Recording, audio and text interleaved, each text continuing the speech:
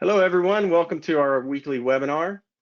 This webinar is being recorded. It will be available on our visitnc365.com and our partners.visitnc site under the COVID-19 resource section.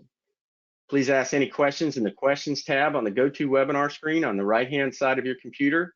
If you are calling in, questions can be emailed to guy.gaster@visitnc.com. We'll answer those questions at the end of the program. We're really thrilled to be talking about research today. I think we've got a great panel, and it's going to have a lot of exciting news for you today. We were thrilled to see that we received $5 million. There's a bill for $5 million in the legislature for recovery effort for tourism. So we're excited about that. Of course, I'm Whit Tuttle. I'm the director of Visit North Carolina. But today's program is all about research, so it's going to be really all about Marlise Taylor, our research director. And we wanted to kick it off by congratulating Marlise. She was named one of the top women in travel and by the WITTI Awards. And it's really a great honor. Marlise has been with Visit North Carolina for as long as I've been here. She's the only research director I've ever known, and she's really amazing, does a fantastic job.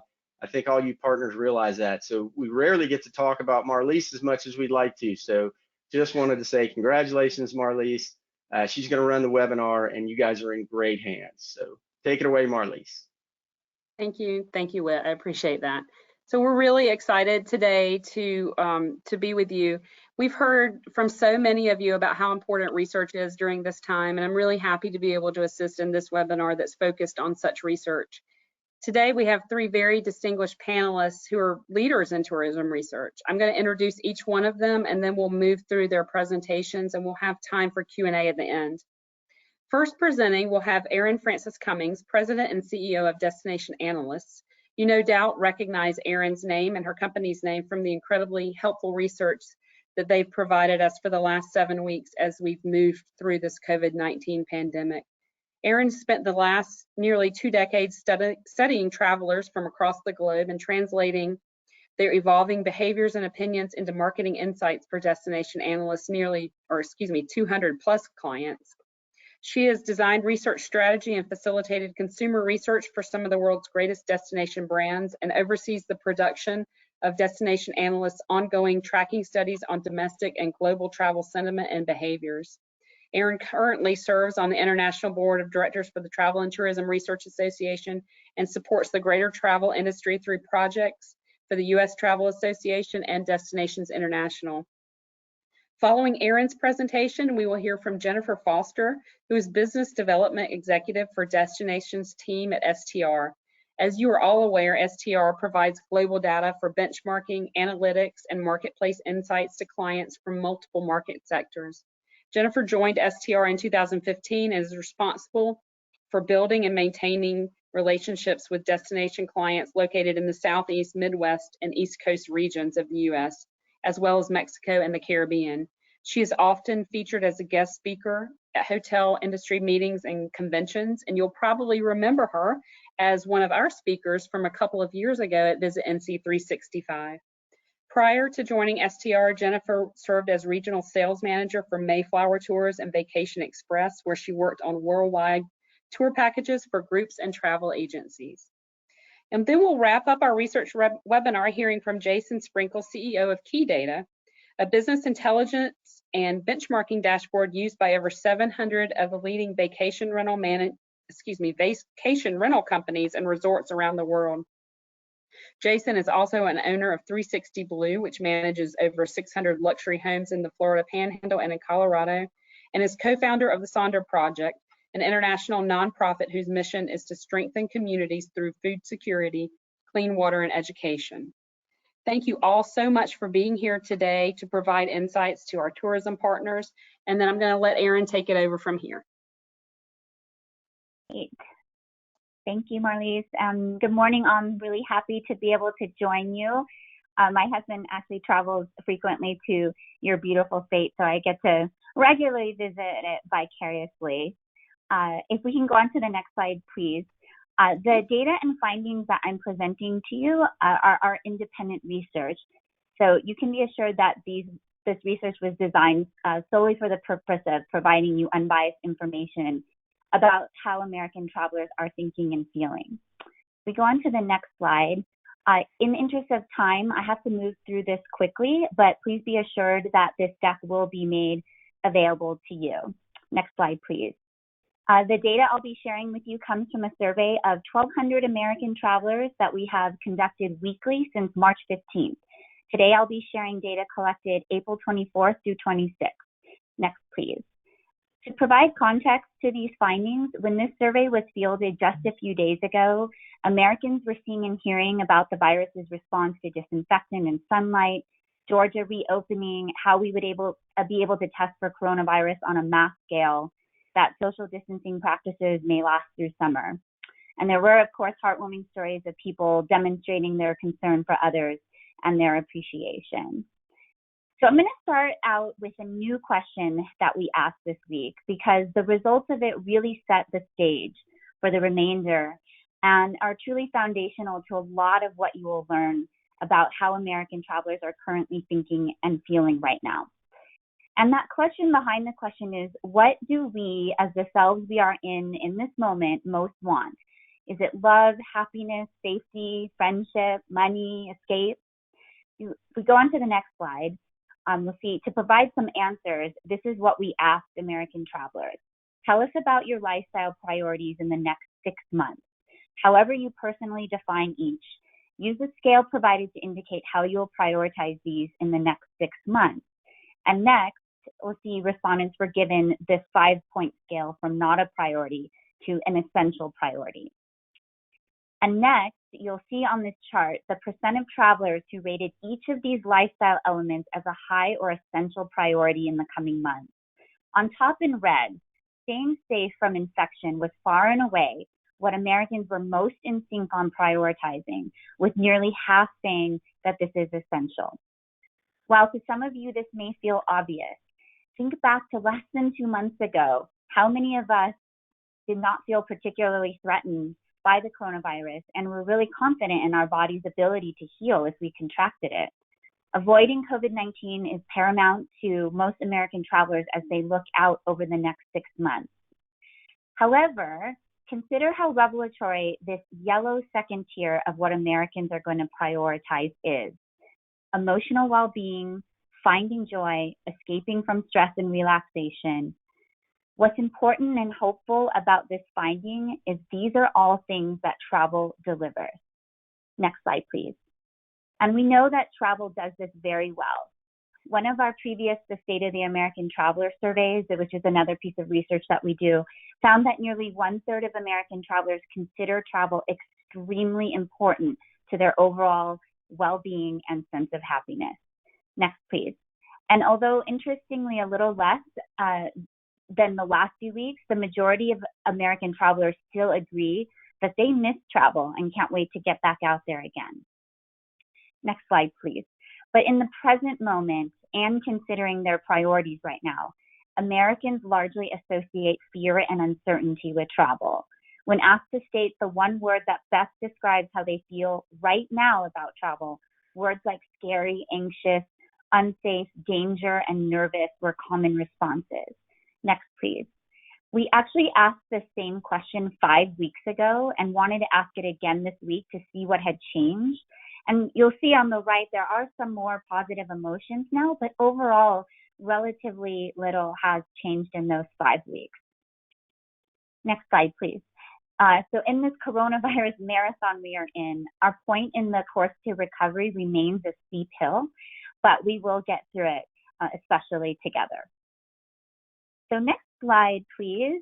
We're going to explore in more detail Americans' personal concerns and feelings of safety.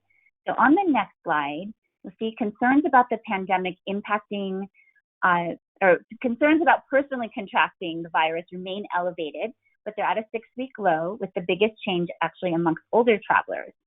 Concerns about loved ones contracting the virus remain unchanged from last week. On the next slide, we see concerns about the pandemic impacting personal finances also remain high, but relatively unchanged compared to the weeks prior, as are concerns about the national economy. Next, please. 37.2% expect the coronavirus situation to get worse in the United States in the next month. That's unchanged from last week. 1/3 feel it will get better. And next, in this time series, you'll see that pessimism about the situation in the U.S. worsening continues to decline.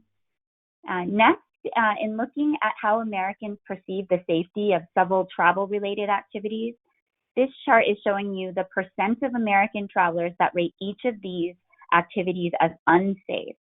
So across all travelers, cruises and international travel, as well as large events and performances, continue to be seen as the relatively least safe travel activities at the moment.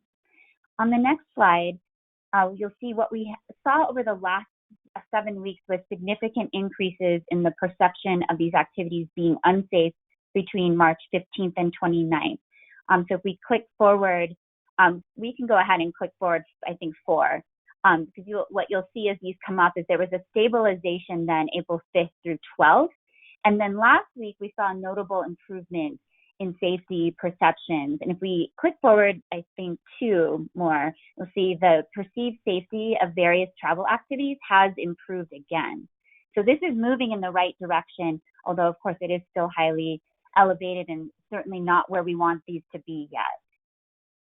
So I think if we, Marlies, if we can move forward, I believe too, there's a summary slide I have for you for this section. Personal safety is American travelers' top emotional priority right now. But travel is set up well to fulfill their secondary needs when the world is ready. Concerns for safety of ourselves and friends and family, concerns for the economy, and the perceived safety of travel activity remain highly elevated, and improvement in safety perceptions around travel activities does suggest a degree of normalization coming our way. Next slide, please. This week, we also addressed a whole new set of questions to help inform businesses about American traveler expectations in the reopening. On the next slide, you'll see that returning to a state of normalcy may be challenging as travelers say they will need many assurances for this to happen. These include a flattening of the curve, lifting of stay-at-home orders, a proven treatment being developed, and a vaccine. 2 in 5 American travelers also said there would need to be no new cases in order for them to return to their normal lifestyle. So again, this question is about when they feel normalcy has returned. On the next slide, moving forward out of this, as common business practices, most travelers want business to have certified cleaning and disinfecting protocols in place that are published and made known, as well as employee health screenings. Health screenings for other travelers, such as at airports, and limitations to crowd sizes are also widely desired. Next slide, please. However, we may have yet another thing that's illuminating a generational divide. So on the next slide, you'll see that baby boomers are generally far more likely to want to see each of these become common business practices compared to younger American travelers. On the next slide, travelers will likely have many demands for commercial public spaces, such as theme parks, concerts, and shopping malls in the near future. Their top desires include the availability of hand sanitizer and disinfectant wipes, cleaning activity happening during their visits, and well-explained published cleaning procedures. About half say they also want required employee health screenings as well as social distancing enforcement in these environments. On the next slide, we'll look at restaurants specifically. And just so you know, we're going to cover hotels in this week's survey. But looking at restaurants, travelers also want these establishments to provide many assurances to them. Similar to commercial public spaces, their top desired protocols are providing hand sanitizer and disinfectant wipes, well-explained cleaning procedures, and employee health screenings. On the next slide, we'll see that having an official coronavirus health and safety certification might prove to be an important boost to businesses serving the public. Over half of travelers say such a certification would make them more interested in patronizing a business that had it. On the next slide, in summary, travelers will expect changes to business operating practices moving forward. In addition to simple changes like providing hand sanitizer and disinfectant wipes, they'll likely want businesses to provide clean sanitary guidelines, continued enforcement of social distancing protocols, and health screenings for frontline employees. Even some say personal protective equipment for those employees.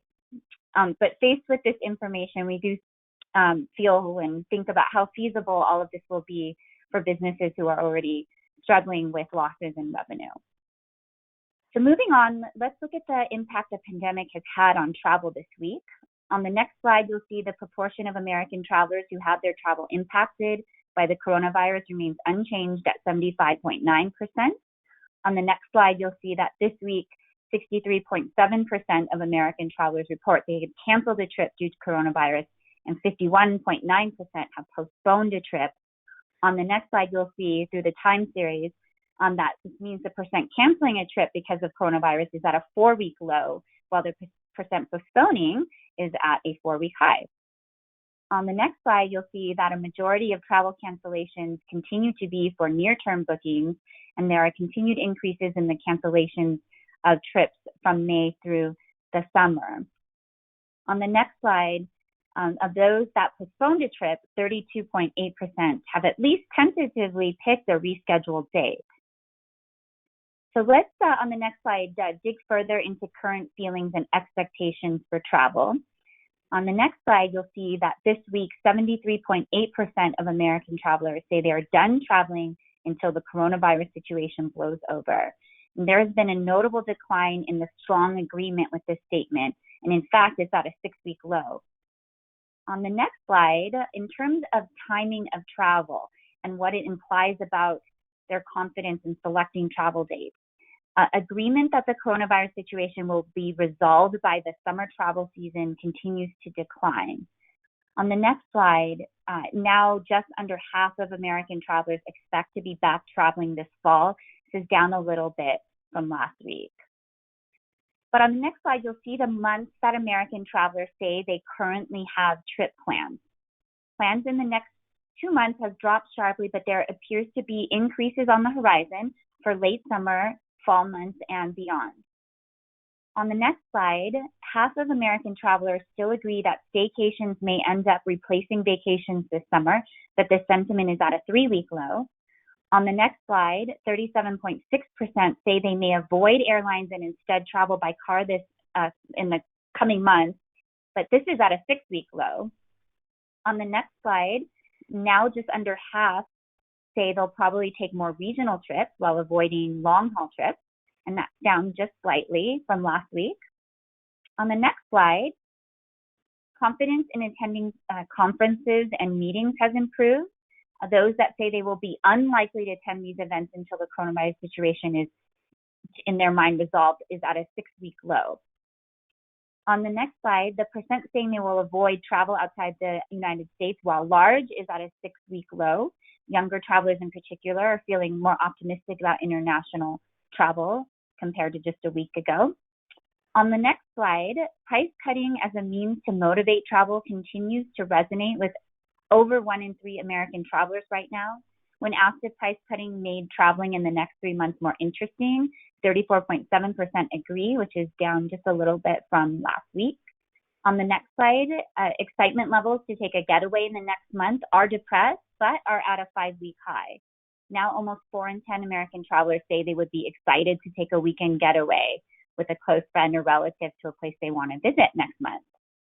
And on the next slide, we'll see, in fact, the proportion of Americans who are not excited about taking a trip in the next month has continued to drop over the last 4 weeks, while the proportion who are excited continues to rise. So again, some positive movements here. And on the next slide, you'll see 4 in 10 American travelers express some level of excitement about learning about new travel experiences this week.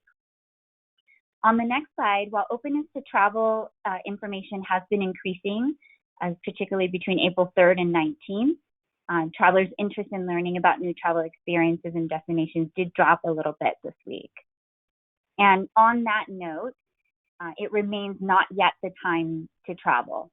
The present moment just is not the time to travel, according to most American travelers. If you see on the next slide, as of our survey results a few days ago, now just under 2/3 of American travelers agree that they do not want travelers coming to visit their community in the current environment. Only 1 in 10 disagree. And on the next slide, American travelers' opinions are split on whether they would get pleasure from seeing an ad marketing their own community as a place to visit when safe. While 33.1% said they would be happy to see such an advertisement, 36.2% said they would be unhappy. So I looked deeper into those unhappy people because that surprised me because, of course, my own bias for travel. And so, those people that would be unhappy about seeing advertisements for their community as a place to visit, even when it's safe. These are people who have very heightened fears of the virus. They're very strongly concerned about contracting it themselves and their friends and family contracting it. And they just overall find travel activities extremely unsafe still in this moment. So that's what's going on there. But interestingly, over on the other side, people who would be happy are very happy to see advertisements for their community as a place to come visit when it's safe. They are people who are far more likely to regularly travel for conferences, conventions, and other events like that. So on the next slide, in summary, some effects of the coronavirus on American travel are lessening, but the present is still not the time to travel. And Marlise, do you think we have time to go through the travel marketing potential influence calculation, or should I just wrap up with the North Carolina? Well, we can move through it quickly. I just want to make sure there's plenty of time. So this is our travel readiness. Is there time? Yeah, I'm sorry, I was muted. Yeah, I think there's time. Okay, great. I'll move through this real quickly because I know there's two other amazing speakers up next on deck. So this is an index we prepared with these 4 metrics just to see what travel marketing readiness may be like in this very exceptional environment. On the next slide, you'll see what travel readiness looks like when the coronavirus is not going on. Most travelers in that right side of the bell, ready to travel. On the next slide, you'll see right now most on the left and the not ready to travel. But we are seeing some positive movements going over to the right of that bell in this index. And so on the next slide, just to note, we track a number of traveler segments. I'm just going to walk you through a few that I thought you would find interesting. So on the next slide, we'll see millennials and Gen Z travelers continue to index the highest on travel readiness. This is really driven by their optimism that summer and fall will be safe for them to travel. On the next slide, this may be a surprise, but men continue to index higher than women, although now less dramatically so. Men are more open to travel messaging right now and wanting to take a getaway soon. Women continue to be a little more fearful compared to men about the virus, and women are more likely to avoid crowded places when they travel again.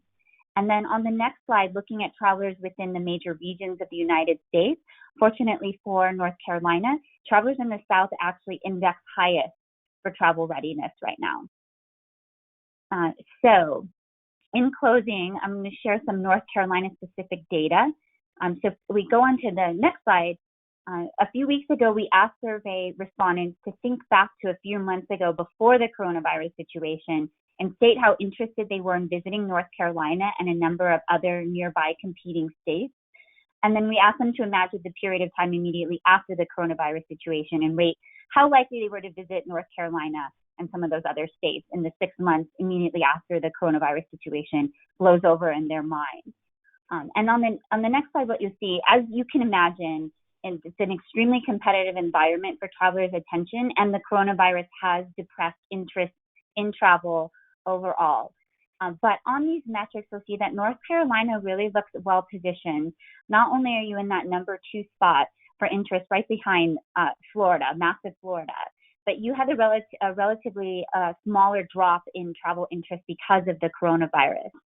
And the next slide, and again, you'll get this deck, there's a couple of North Carolina cities that we also tracked in this research, and you'll also see a similar story there. So thank you again so much for having me join you this week, and I look forward to being back on and answering your questions during the Q&A. Thank you so much, Erin. We're going to move now to, there we go. We are going to move now to Jennifer Foster from STR. Jennifer, you just let me know when you're ready for me to click through, and we'll hear about the U.S. commercial lodging industry in North Carolina as well.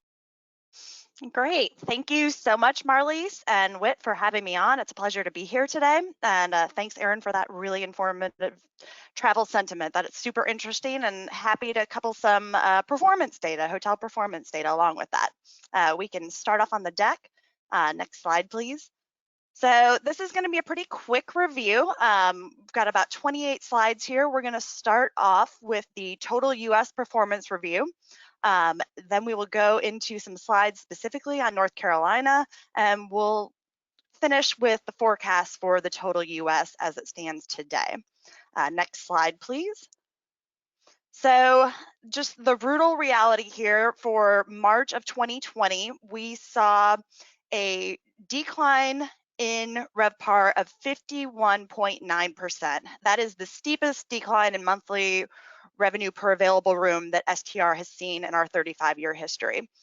We can't sugarcoat the numbers, nor do we want to. We also saw a ADR decrease of 16.5%. Because we can see that room demand at a low of negative 41.2%, people have been asking, why is the ADR down? It certainly is not down because revenue managers have been trying to drum up demand. The demand is pretty much non-existent, but where we do see that ADR decline is the composition of rooms being booked. Just the mix there is that we've got less high-end luxury hotels being filled, and we've got more economy and mid-scale properties being filled at this time. So you can see that composition of the rooms that are being filled are skewed more on the lower end at this moment in time than on that upper upscale. We also see just group business being at an all-time flat level. So usually those rooms can be charged at a premium rate, and we're just seeing no existing ADR coming in from those group rooms either. So room revenue down negative 50.9%. And really the ultimate takeaway here is the recession is here in terms of hotel performance data. Not a big surprise to anyone, and we don't want to sugarcoat it. We do see room supply at an increase of 2%. I'm going to get into that a little bit more as we go through the deck and why you guys might see just a little bit change there and what you'll see in the future. Next slide. So with STR, 1 month is interesting, but a trend it does not make, although in this environment, we're expecting to see that for some time to come. What we're looking at here is the 12-month moving average. So the previous 12 months ending in March of 2020. What you can see here is just 1 month is skewing that 12-month moving average data way down. We see an occupancy fall of almost 4%. ADR holding flat, negative 0.1%, and that RevPAR number coming down to negative 3.8%. This is impact for a 12-month moving average, room revenue down almost 2%, and room supply and demand, supply seeing the percent change of 2% because our supply had been growing, continued to have some hotels open up, and room demand down negative 2% almost. Next slide. So this just shows past quarters are not being really an indicator of anything at this point. You can see Q1 of 2020 falling almost negative 20%. And we're just going to see Q2 having quite a steep decline as well in the months moving forward. So really just past quarters, not really a trend of anything right now other than things had been slowing down in general, and we'll continue to see that just even more off a cliff moving forward. Next slide. So this is looking at the 12-month moving average since 1990. You can really easily see the past recessions here. I do like this slide a lot. You can see back in the early 90s how we fell below that zero line, up into 9/11 and the fall of supply. First demand falling very, very steeply, and then supply coming down secondary. We see that again with the Lehman Brothers crisis and the housing market in 2008 and 9. And now you can see once again that demand falling steady, negative 1.8% on a 12-month moving average. That will continue to decline in the coming months, and we'll likely see that supply fall as a secondary result. Next slide. So the long run trends will crater and move downward. You can see all of those same trend lines with regards to the recessions in the past. We see that 12-month moving average for occupancy falling to negative 3.8%. That ADR is now fallen almost flat, just below flat at negative 0.1%. So when we look at the next slide, we'll see RevPAR trends, RevPAR growth. This is where we really see that brutal fall off, negative 51.9%. We knew this one was going to hurt, and it's showing just that. So you almost have to reset the index on the side for the margins, because we're really just seeing something that we've not seen quite before. No matter the housing market crisis nor 9/11, this is really taking a tumble on our industry like we just haven't seen previously. Next slide. So for 28-day RevPAR percent change by week, this is really showing back into the first week in January all the way through April 11th results. And a lot of you guys have been ordering monthly data for a long time. We've had a lot of customers add on weekly data if they have not already been getting it. And so really they just want to see how that RevPAR percent change has been falling by week. And we've seen steeper and steeper declines each week in and out that we get. So we anticipate that to continue throughout the month of April. As we look at the next slide, we're going to look at the last two downturns of 9/11 and 2009, and just to look at some trends and what we might see in regards to this crisis moving forward. Next slide. So ADR rebound after the external shock, it takes time. And there's one clear takeaway as we look at post 9/11 and post the Lehman Brothers, where for the previous ADR peak of $85, we can see after the 9/11 crisis, that ADR number continued to fall. The peak was 85, and then we came down to almost $82. And from the fall there, it took 24 months approximately to get back up to the $85 RevPAR previous peak. So what we're seeing here is after the crisis, we're seeing about almost double the time in recovery. Next slide. We see that exact same trend when you look from peak to bottom of $108 as we look at 2008 and 2009. That was our previous peak on ADR of 108. That number fell for 19 months straight before we reached the bottom there at about just over $96. And then we saw a 37-month recovery period where it took 37 months to get back to the previous ADR peak of 108. So we see those same trends for both of the previous recessions. That just gives us an indicator of how long this might take to get us back there again. Next slide. And we see that just the same trend with our revenue per available room rebound, where you're looking at here indexed to the event, the fall of RevPAR at 7.8% in 9/11. You see that trend line picking back up, and then we see that same 19.4% fall and that almost slightly V-shaped curve where it takes to rebound. So next slide. So those were just some trend lines and what we think we can expect moving forward.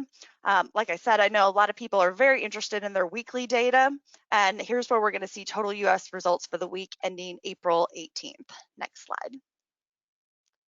So the RevPAR declines in the 80% range have been the norm since we've been moving through the end of March. Here we fall negative 79.4% in RevPAR growth, and that week ending April 18th. Next slide.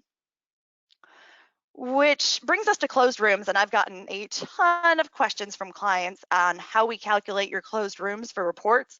Right now, we're seeing a minimum of almost 15% of rooms offline as a temporary closure due to COVID. And I just want to say that is a percent of the rooms that we are currently tracking as far as those that participate with STR. We have a 76% properties that are sending STR their performance data. So that's of the properties we know about. The way STR calculates offline rooms is it's the same, we would treat it the same as if a hurricane came through, which I know a great many of you in North Carolina would be familiar with that, which means that if a hotel is temporarily closed, we would only take them offline if they're closed for the entire month. So if you have a hotel that closed on May 22nd and is not reopening in, I'm sorry, March 22nd and is not reopening until May 15th, we would show them as open for March, open for May, and closed for the entire month of April. So for those of you that are just getting monthly reports, you'll see a big drop once we get into April, because you'll have a lot of those hotels that have been closed since maybe the last week in March, that we were still showing as open just based on our calculations and our methodology, that will be closed and offline temporarily for the month of April. If you're getting weekly performance data, you'll be able to see in your response tab those hotels that we have closed out of the system. It'll show 0 rooms in the supply number, and it'll show an affiliation date of May of 2020, just meaning that's when that brand has indicated back to us that they will be reopening for the month. So just a way for you to track those. If you've got any questions about offline properties for your market, feel free to get in touch and email, and we can give you a percentile or just the total number of projects. But this is what we're seeing for the total US. Next slide. So here's where we see the running 7 RevPAR percent change as a relation to the COVID cases. We can really see April 11th, that RevPAR falling most steeply. And then we had a little bit of an uplift in April 18th data, but you can see that number of COVID cases in the purple just continues to rise. So we think we might be at that plateau and looking to see negative 80% RevPAR percent change for the weekly data as we continue to move forward until hotels start to reopen. Next slide. So this is what we call a spaghetti chart. This is showing all 50 states and the total US week 8, which is back in February, and where we were seeing typical US occupancy all the way down to week 16. So I've got this same chart for North Carolina highlighted, which has about a percentile increase over the total US in terms of occupancy, but those numbers are mirroring the total US very closely. Next slide. So just about 3 to 4 slides on North Carolina, and then I will turn it over to Jason after I talk about our forecast. Next slide. For the state, we saw very similar results in March of 2020, although not quite as dramatic as the total US. ADR down negative 12.4%, which in conjunction with occupancy figures being down negative 38%, gives us a RevPAR decrease of negative 35.8%. So we saw room demand falling again in the 30 percentile decrease, bringing down room revenue negative 44.4%. Next slide. Similar to the total US, that 1 month of data really skewed the 12-month moving average. Demand down 3%, occupancy negative 4.5. Rates did not fall in North Carolina quite as much as the total US, not nearly as much. It really held flat at 0.9% increase, which led, just based on that occupancy decline, of negative 3.7% RevPAR. Next slide. So this is that same spaghetti chart showing from week 8 all the way through week 16. Like I said, the total US was at 24.5. So we see about a 2% increase in North Carolina over the total US. And those numbers will probably stay in that 20 percentile in the weeks moving forward. Next slide. So just a quick forecast update. Next slide here. This forecast is likely in jeopardy. We really came up with this about 4 weeks ago, as we had 4 weeks of unclean data, if you will. And really what we're projecting, and it'll likely go down, is RevPAR for the total year end of 2020 at negative 50%. We were showing in 2021 a rebound of 63% positive RevPAR growth. We foresee both of those numbers declining as this recovery period takes longer than initially would have been anticipated. Everybody kind of thought when they started working from home that they'd be back in the office more quickly, and now it's looking, at least for STR, probably early June before we go back. So we will be updating this forecast here in the next couple of weeks, so you can stay tuned for that on Hotel News Now, our digital media arm site, or on our COVID landing page on STR's website. Next slide, which really brings us to the end. I just wanted to close with the Stockdale Paradox, just that you must never confuse faith that you will prevail in the end, which you can never afford to lose, with the discipline to confront the most brutal facts of your current reality, whatever they may be. So we know we are in a tough time right now. That is very clear by all of the data, but we will recover for this. We've always recovered from a downturn, and we will do so again. Thank you so much, and I really appreciate the pleasure to be here, Marlies and Whit. Thank you so much, Jennifer. We really appreciate your being willing to be here with us and to provide us this dismal but really important data. So we really appreciate it. We're going to move on now and talk to Jason Sprenkle from Key Data. Jason, it's all yours. Hey, good morning. Excited to be with you guys this morning and appreciate the opportunity to share some data with you. I'm going to mix it up a little bit. We've got only 13 slides and all but one are on North Carolina. So excited to give you some real specific data that I think will relate to your markets. But before we jump into it, I want to tell you about the data that backs up the slides that I'm going to show you this morning. It's unique in a couple of important ways. One is we pull our data through an API feed from about 170,000 property managers. And so when a reservation is made this morning in a system for a vacation rental company in North Carolina, that reservation immediately flows over into our data. And that gives us something pretty unique when it comes to vacation rentals, because vacation rentals have much longer booking windows than hotels and other types of accommodations. And by that, I simply mean people are, already booking reservations and stays for their family for, the fall and for late summer. And so as these reservations continue to happen on a daily basis, we're really able to look into the data and see, when is the momentum picking back up? Are we starting to see any sunshine coming out? Like, do we have hope that May is going to be saved? Or really people only willing to express confidence in terms of their dollars being spent in July or October? And so we're really trying to watch it on a daily basis. And it's been a pretty remarkable time to be in the data space for vacation rentals over the last 2 months, as you can imagine. And the good news is we've had some real positive news in the last 2 weeks. And so I'm excited to put some of those charts in front of you.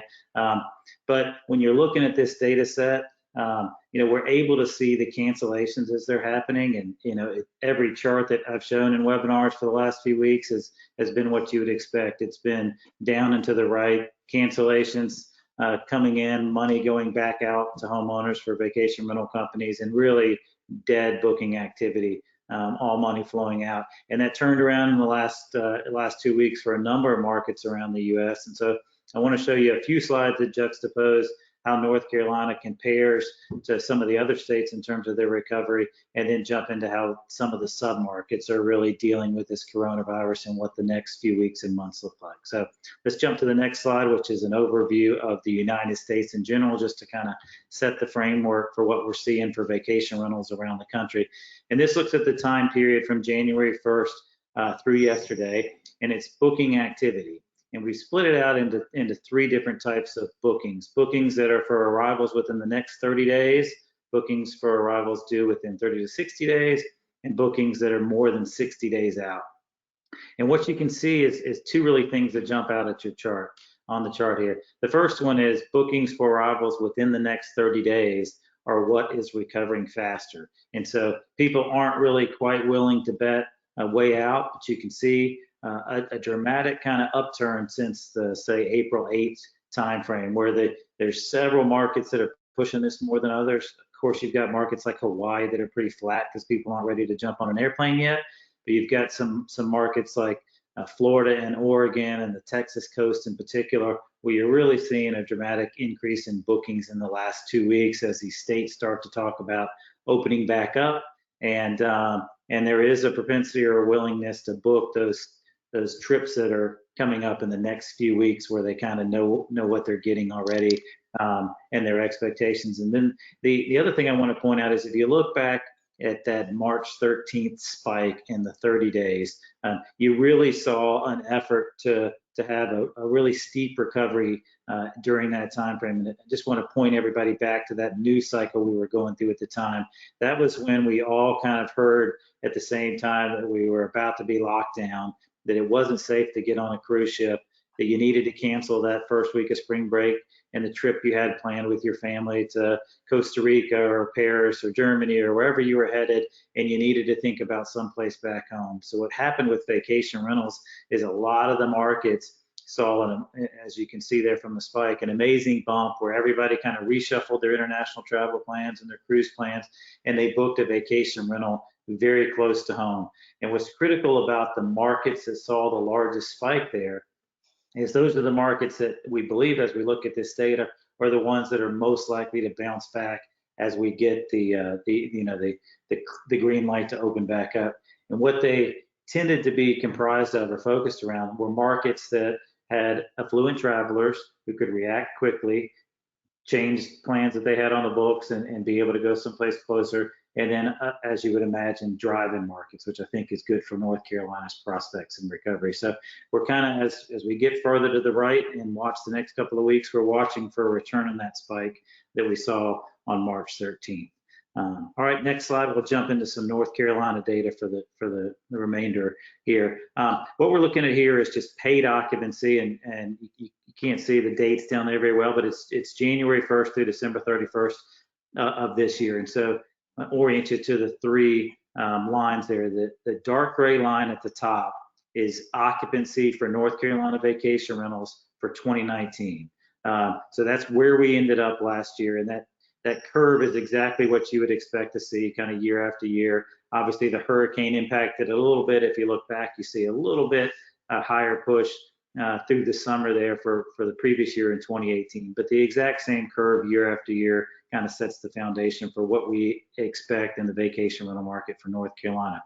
The green line is where we were in 2019 as of yesterday. And the blue line is where we are in 2020 as of yesterday. And so what we're really looking at in terms of the impact of the COVID crisis on North Carolina's vacation rental market is the difference between the green line and the blue line. The blue line and that gap between the green line is essentially how far off we are pacing for our vacation rental occupancy. And I'll point you to the two vertical lines as well. Obviously, the dark gray dash line is today, and so that's where you can see the 2019 and 2019 to date begin to diverge. And then if you look over at the blue line, that's where occupancy for this year on the books is better than last year. And so I'll point that date out. That looks like it's about September 7th there. And what that indicates to us is obvious, right? Fall is already looking better on the books for North Carolina than it was last year. And the obvious expectation is that some of that demand for summer travel has shifted over, and there's an expectation that we might make up some of that revenue in the fall. And that's a pattern that we're seeing around the country. We've got some really strong fall numbers. North Carolina is up. It's not up dramatically, but I would expect, just based on what we're seeing, that we're likely to end up with the fall being much higher for at least September and October than what we've seen in previous years, including for North Carolina. And then if you go to the next slide, we'll look at Outer Banks in particular because it drives so much of your vacation rental revenue in North Carolina. And you can see, that same gap. It's still running over to, looks like about September 5th before we turn into the positive. But when we start to look at some of the other states, notice the thinness, if you will, of the line or the gap between the blue and the green, meaning the injury is there, it's clear, and it's present. It was certainly more significant over the last couple of weeks where everything was shut down and will be for the next few weeks, but it's not as significant of an impact in terms of the occupancy on the books as what we're seeing in other states. Outer Banks and North Carolina as a whole has really had an impact it's more consistent but less severe than an awful lot of the markets we're seeing. And if you jump to the next slide, it'll illustrate that. And we use the same look here, gray line 2019, where it ended up. So you can see the occupancy curve. We did switch to just looking at January 1st through the end of August here, just to orient you. And so the high point there for North Carolina is reflective of the summer on the right. And so if you look at the, North Carolina, you got that initial big hit there in the last few weeks, but then a pretty thin line or trunk, as we call it, in terms of the, the ongoing hit to occupancy, or paid guest occupancy for the next few months. Hawaii, by contrast, and Florida, by contrast, much more significant hit. And then another way to look at it, it's kind of self-explanatory here, is, we're at the bottom in terms of guests, because nobody's coming, nobody's traveling, everybody's shut down. But states like Hawaii and Florida, obviously the expectation is for the last few weeks in spring break that they would have been much more occupied and would have been much, much more revenue on the books. And so the impact over the last few months has been more severe to Hawaii and to Florida and to states who are dependent more on those spring break markets than in North Carolina. Obviously, North Carolina dependent on the summer market like Florida, and so the hit will come a little bit later. But interesting to compare kind of the severity of the impact to some of these other markets compared to North Carolina. Then we jump to the next slide, we'll see some of the sub-markets within North Carolina to give you a perspective on how it differs. The one that jumps out to me is Topsail Island is obviously experiencing a bigger drop in occupancy, more severe hit throughout the summer right now than what you're seeing in Corolla or Western North Carolina or Northwest North Carolina in particular. Some of that obviously due, when you compare it to Northwest North Carolina, to the fact that we're expecting to have more guests at Topsail right now for the coming weeks than what we would in Northwest Carolina. But if you compare it to Corolla, for example, still a bigger hit and a bigger loss of revenue compared to what's on the books now than what we're seeing in Corolla. If we jump to the next slide, just another way of looking at it visually. We've been sharing these on our website, keydatadashboard.com, and we've got up-to-date data out there for every state. So if you just want to keep up with this every couple of days, we're updating the North Carolina data as well. You just click on the state and you can see how this is progressing. We've been watching these charts in particular for the last few weeks, and what we're seeing here, this is a percentage change in occupancy. So how much worse is that week from an occupancy perspective than it was at this same time last year? And you can see some areas that have more red or more bleeding, as we joke. At Topsail, for example, that the injury is in the 20s and it goes all the way out, still up in 28% on 6/27. 6/27 is a little bit more red than the rest of them because it included the July 4th week last year where you had the higher occupancy, some more reflection of that holiday change there. But you're still seeing, in Topsail, plus 10% all the way out through mid-July. But really overall, if you compare this chart to cities all around the US, it's in much better shape. I know it looks red, as all charts look these days, but single digits for the most part for July forward, and for many markets, single digits like Corolla, even through May and June. So red, no doubt, devastating for the the economics of North Carolina and for the vacation rental partners in North Carolina. And our hearts are with everybody in this space, in the hospitality space in general. But I am comforted when I compare this chart to national charts that the impact seems to be less severe in North Carolina right now. So I take that to be good news. These charts are still, every couple of days, or the numbers are ticking down to one more percentage off. But we are seeing that impact that I showed you in the first slide with the US in North Carolina as well, and I'll show you that in a couple of the following slides. And so as we start to get more and more bookings in North Carolina, particularly on the Outer Banks and the beach communities over this last week to 10 days, and over what's expected to be the next couple of days, I think these numbers will stop and the tide will reach a point where it's slack, and then we'll start to see some improvements and the bookings creeping back into June and July. And whether that's a good thing or a bad thing for each community is, of course, a controversial topic, but we definitely expect to start to see some improvements in the June and May, and these next couple of slides will illustrate that. So if you jump to the next one for me, Marlies. What we've got here is a year-over-year change in guest bookings for North Carolina. So this is just like the first slide that we showed you, just specific to North Carolina. Again, we're breaking it down to within 30 days, and it looks like they switched the colors on me. So within 30 days is blue in this case. But really what I'm taking from this slide is that lift that we're seeing in bookings across the U.S. has really started to occur in a dramatic way in North Carolina as well. It's definitely not one of the states being left out of the recovery. And so you can see there starting, really around 4 or 5 on every level there, a really big jump, and particularly the last 10 days or so, a dramatic increase in the number of bookings coming into these vacation rental markets. We jump to the next slide.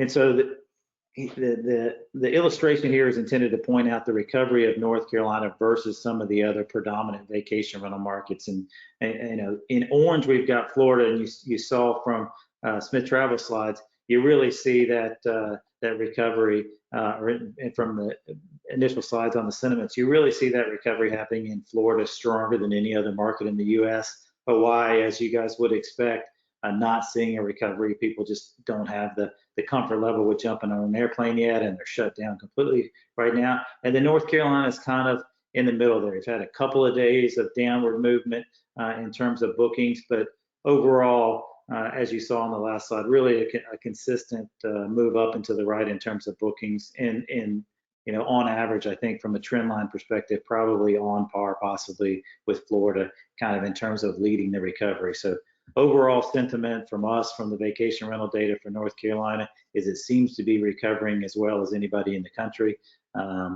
If you jump to the next one, I gave you a sense here of the types of places that people are booking. Something else unique about the vacation rental data is, there's a big expectation that vacation rentals are positioned to possibly perform better than hotels because they give you the ability to maintain that privacy. We're seeing across the country that houses are booking better than condos when you split those two out from a vacation rental perspective. And then within the houses themselves, a little bit counterintuitive, but our bigger houses are booking better than our smaller houses. And you can see that 6 bedrooms there in North Carolina booking much better than your 1 bedrooms. And I think, that probably distinguishes the ability of some of these big houses to have private pools and private amenities and get away from each other, but a little counterintuitive. So we wanted to show you that data. If you jump to the next one. This is guest bookings per day, just breaking out Corolla real quick here. And you can see kind of consistently the Corolla market books at a 60+ day booking, so a long booking window. But if you creep over to the last couple of days, 2 things you see. One is bookings are picking up for sure. And 2 is you are getting bookings that are coming in with the next 30 to 60 days more so than you've historically seen. If you jump to the next one. Just 3 more slides here. So this is guest bookings for Northwest North Carolina. Much more prone to a short booking window, as you can see kind of historically through the first part of the year. 2 things jump out to me again here. 1, bookings are picking up for Northwest North Carolina over the last couple of days. And 2, those bookings for the most part are bookings that are expected to arrive within the next couple of weeks. And so if you weren't expecting that the consumer sentiment for vacation rentals is we're ready to go, there's certainly a portion of the market that's ready to go, and they're ready to go in May. And we'll look at that for the last 2 slides of when are these guest bookings coming in. So, we know when they book and we know when they arrive. And so this is arrivals for guests booked just in this last couple of days, right? From 4/19 to 4/27 for people who picked up the phone in the middle of the coronavirus epidemic and said, I want to go ahead and make a vacation rental booking. When did they book? You can see some all the way out for next year, May 21st, but perhaps shocking to some people, May of this year is the predominant booking that's happening right now. It's really reflective of the whole summer, but if the expectation was that guests just aren't ready to travel in May, the consumers are telling us with their dollars that that's not the case. The predominant number of their bookings is happening for the next couple of weeks.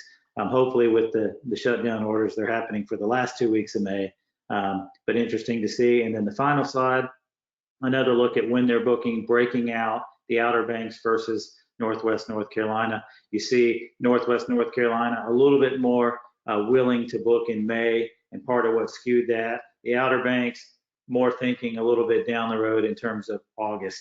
And so perhaps a little bit more comfort being a little more spread out, off the beach and in those communities where you can have a little bit more room in Northwest North Carolina, but still certainly, a good percentage of the bookings for the Outer Banks coming in the next few months. And so excited to share that data with you. We will be updating it on our website frequently, and happy to really, given the virus that we're in the middle of right now, happy to share any data with anybody that needs it for their business. So just let us know.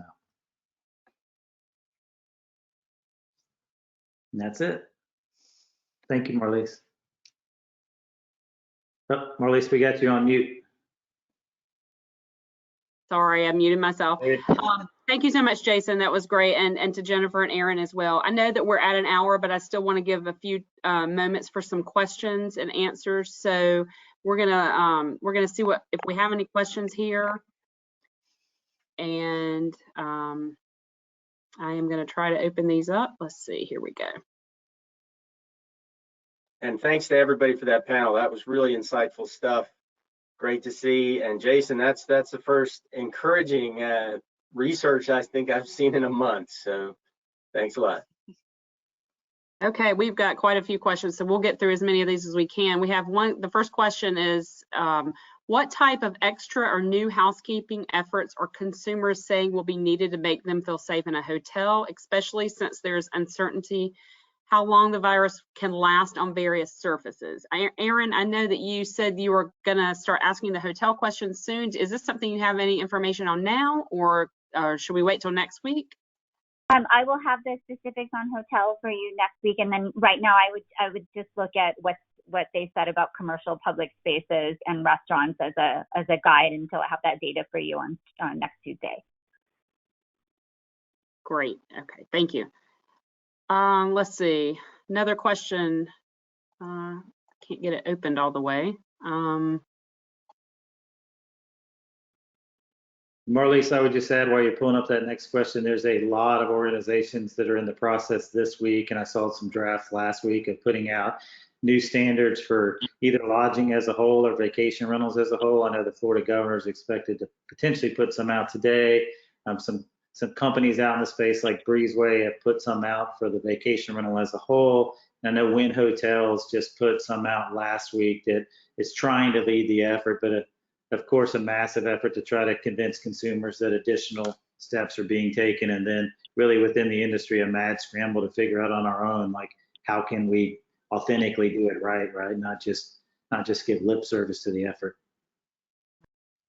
Here's another question, and Jennifer, I think this is probably for you. What corrections are being made for properties that are only reporting last year data? Or maybe Jason as well.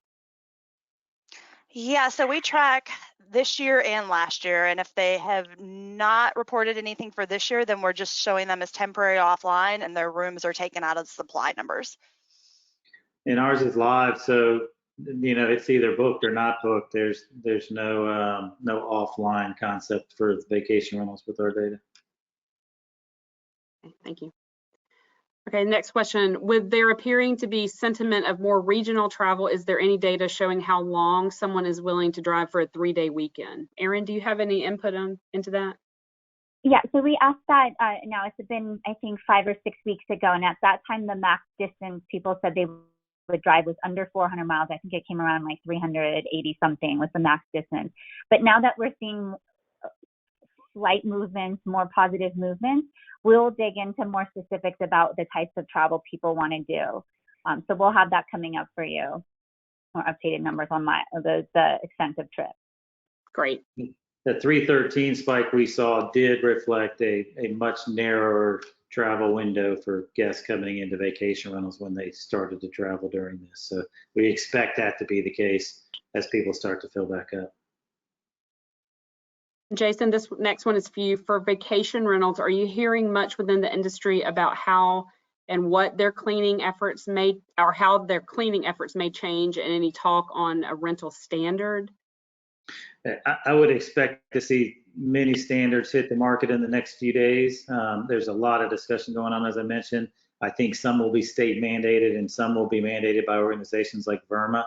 Airbnb, for example, just put out this week a recommendation of a 24-hour gap between stays.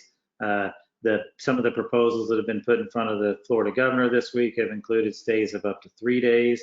Or gaps of up to 3 days between stays for the coming weeks to try to let the virus die. A lot of different ideas on the table, but nothing that is universal and kind of adopted by everybody at this point. I think that will happen in the next few days, though. It's an awful large part of what the conversation is that's going on today.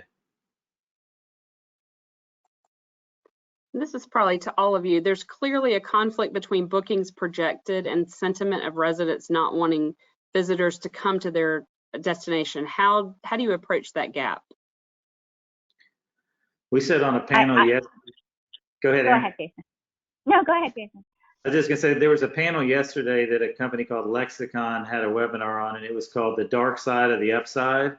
And it was a lot of panelists just talking about how do you balance the hospitality industry's, excitement about some of these numbers we've seen in the last week with the understandable angst that local communities have. And really they talked about kind of almost hatred towards tourists in some markets, and the pushback that hospitality companies were going to receive for marketing people into this space. And I think it's a delicate balance that we have to follow. I took a lot of screenshots of Erin's slides because I think trying to figure out how you capture the right verbiage in your marketing and encourage guests but not push it too far is a real challenge for our space for the next few weeks. Certainly, and I just wondered too if it was, there's this term used, NIMBYism, not in my backyard, and that's kind of what it occurred to me, was like, oh, people want to go out and travel, but they don't want people to come and bring the virus. This is all about personal safety, as I said. The people who really didn't want that, are especially concerned about that. I mean, they just have a heightened level of anxiety about catching the virus or it being spread. So I think all the work that's being done with the safety protocols, and once the bigger companies adopt them, I think we'll start to see people feeling more comfortable, and that'll hopefully drive some of that down. Okay, great. Erin, here's another question for you. Will you be doing any further segmentation of data to show regional differences in traveler sentiment and likelihood to travel? Yes, and that's all available to you in North Carolina. There's a whole dashboard to look just at people who are within your region and how they're responding to those questions. I can work with Marlise on getting something out to your industry about travelers in the South. Okay, great, thank you. There was a question about data for the Piedmont, and I will say that we do get our monthly data from STR. And Jennifer, I don't know if you have any data for the Piedmont of North Carolina, the not the mountains or the beach. I know that with the key data, there's not a lot of vacation rental properties in that area that are in Jason's database. So we will be working with STR and with our other lodging data sources to make sure you all understand what's going on with all sections of North Carolina. So I want to make sure that's clear. And then why don't we, Whit, do you want to do a couple more questions? There's still a few more on here. I don't know what time. A couple more. Yeah, we can pick a couple more, at least. Okay, let's see. Jason, do you have an average length of stay and or profile of the consumer booking vacation homes in North Carolina? Our profile is limited to where they come from, so we can see how that shift might be occurring. Average length of stay, we definitely have it. I don't have it at my fingertips, but I will send you that today, Marlise, so you can put that out to the listeners. Happy to put both out, where they're coming from and what the length of stay is. Great, that would be very helpful. Thank you. And then here's one final question. When do you all believe people will begin traveling again, overnight travel? The second they're allowed to. I mean, I really do. Like our beaches down here in Florida are absolutely booked for the next couple of weeks, and either we get the green light from the governor today or we don't, and we cancel them. But if we get the green light, good, bad, or ugly, that the houses will be full down here. And based on what we're seeing in the uptick in bookings in North Carolina, I think you'll see the same. I think it'll be a couple of days once the green light is given, and then the houses will, for the most part, on the beaches be full again. Again, not saying whether that's good or bad. I know there's a balance there, but I do think that the data shows that propensity to fill back up those units. And I don't know that the same will be the case for the condos, and I'll leave it to Jennifer to opine on whether or not that'll be the same for the hotels, but I do see that for the houses. Yeah, and in terms of projected hotels reopening, we've seen a lot of the brands list a end of May or early June date. So whether that is they're anticipating getting a whole lot of bookings at that point, or just trying to open the door for business again. But yeah, a lot of the dates we have listed in our system are end of May, beginning of June in terms of reopening. Great. Well, I think we've run through most of the questions. I just want to thank you all again so much for being here with us today. I think that, you know, I've been looking at the number of people on the webinar today, and I'm just astounded at how many people tuned in, but I know it's because of the great speakers that we have with the, you know, most amazing data sets. So we so much appreciate your willingness, and I'm going to let you take over from here and close us out. But again, my sincere appreciation to our three speakers today. Thank you so much. Sure. And thanks to everybody for being here. As we know, research is going to be one of the things that guides us out of this and helps us get through. We really appreciate it. STR, of course, you know, is an industry standard. I hope everybody's working with them.